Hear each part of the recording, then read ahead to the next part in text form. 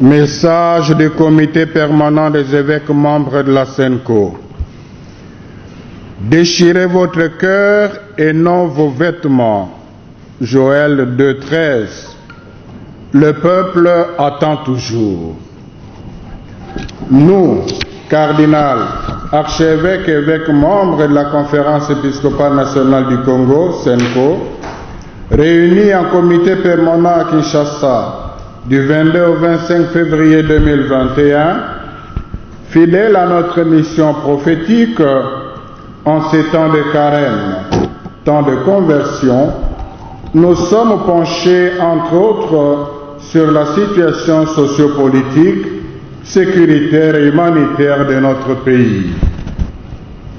Vivons pleinement ces temps de grâce, prenant appui sur une foi agissante, armé d'une joyeuse espérance et animé d'une charité inventive. En effet, vivre un carême de charité, c'est prendre soin de ceux qui se trouvent dans des conditions de souffrance, de solitude ou d'angoisse. Message du Saint-Père Pape François pour le carême 2021.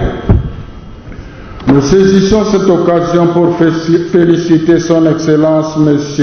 Félix Antoine Tshisekedi Tshilombo, président de la République, chef de l'État, pour sa prise en fonction à la tête de l'Union africaine en cette année 2021. Nous les rassurons de nos prières pour un mandat fructueux avec des retombées sur le développement et la paix en Afrique. Situation sociale et politique. Nous avons assisté à la fin de la coalition dont nous avons dénoncé à maintes reprises l'inefficacité, ce qui a donné lieu à l'avènement de l'union sacrée de la nation et au changement des animateurs des grandes institutions. Cependant, ces changements ont été opérés dans une atmosphère de tension et de manière à se poser des questions sur la moralité de ces actes.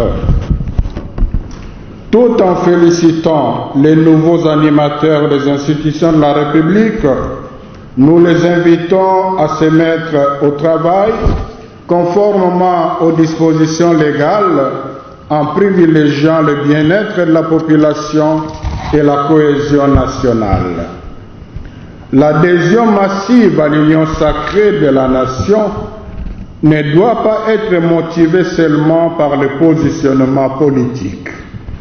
Il ne suffit pas de changer simplement des camps politiques, vêtements. Faut-il encore rompre avec des antivaleurs, Joël 2,13, et s'engager à travailler au niveau du cœur.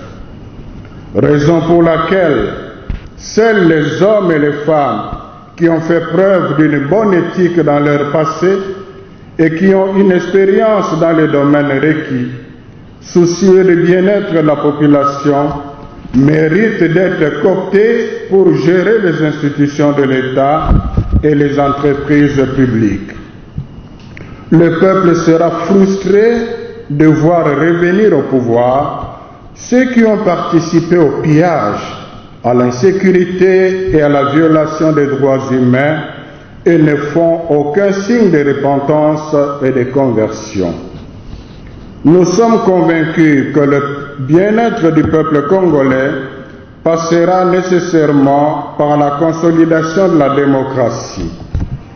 Ainsi, les réformes électorales et celles de la loi portant organisation et fonctionnement de la CENI en vue d'améliorer la gouvernance électorale devraient figurer parmi les priorités du prochain gouvernement.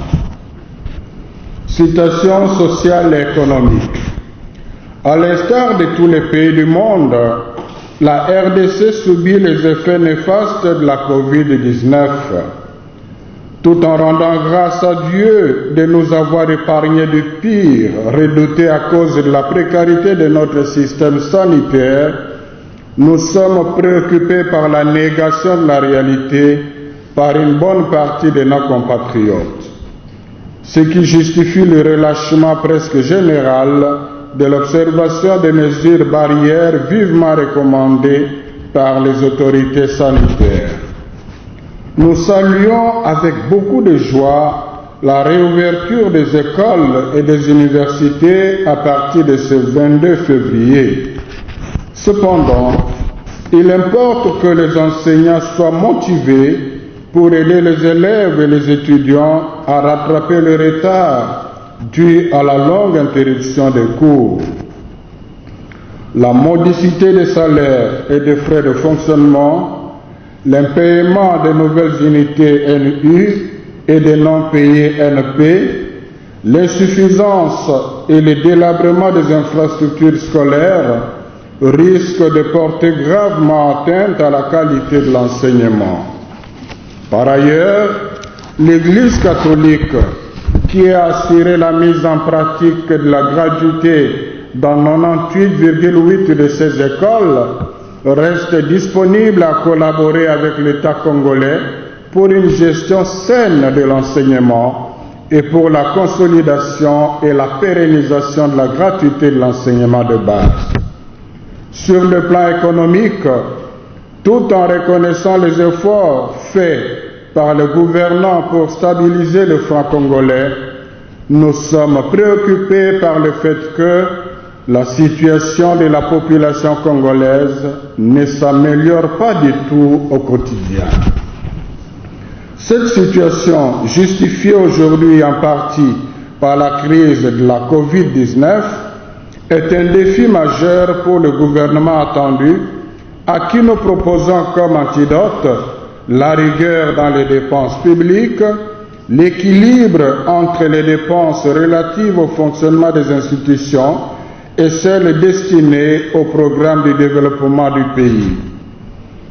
Le gouvernement ne devrait-il pas doter le pays d'une politique de décentralisation économique effective et de développement régional qui transforme les provinces en véritables centres de production, de distribution, d'échange et de consommation des biens et des services?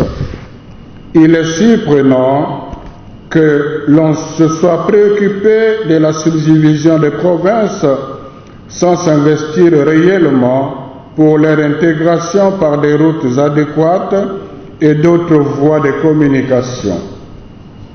Aussi, le plan de relance économique ne devrait-il pas s'accompagner de la remise sur pied des entreprises de l'État par l'assainissement de leur gestion et le renforcement de leur capital?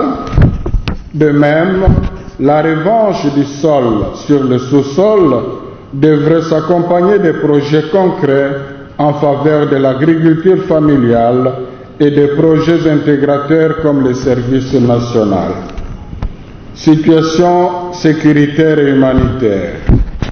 La situation sécuritaire de notre pays, notamment dans la partie Est, reste délétère et aggravée par la présence récurrente de groupes armés que l'armée nationale, appuyée par la MONUSCO, n'arrive toujours pas à éradiquer. Les massacres de populations, les enlèvements et les déplacements des personnes dans le nord Kivu et en Ituri, et récemment l'assassinat ignoble de l'ambassadeur d'Italie en RD Congo avec son garde de corps et le chauffeur le prouvent à suffisance. Nous présentons nos condoléances les plus chrétiennes à l'État italien, aux familles biologiques et aux proches des illustres disparus et recommandons leurs âmes au Seigneur pour le repos éternel.